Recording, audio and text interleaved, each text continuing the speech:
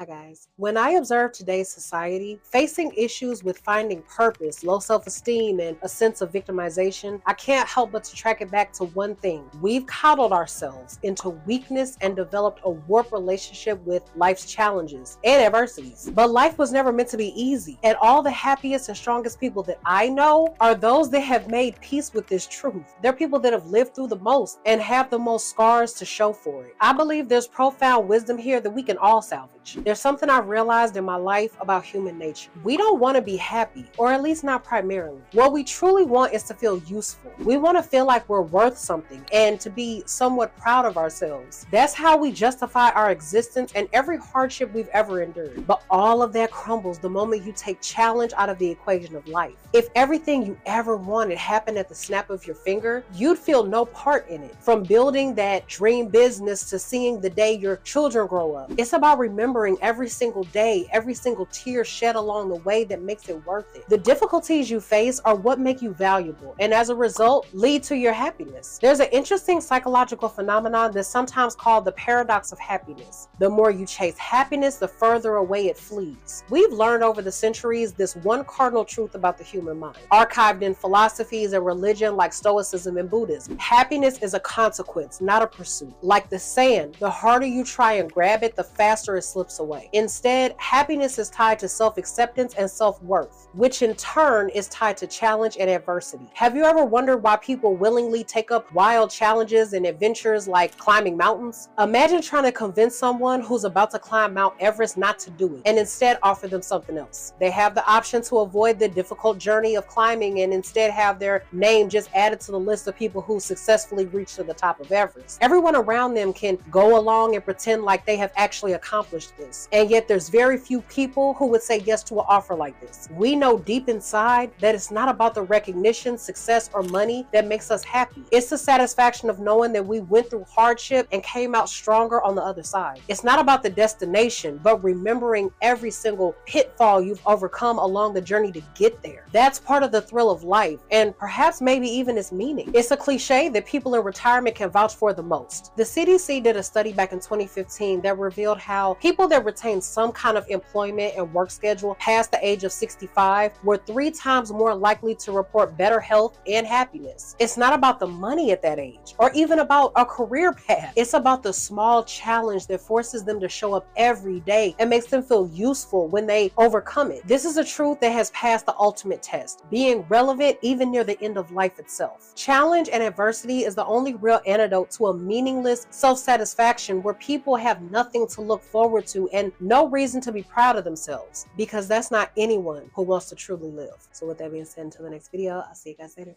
Bye.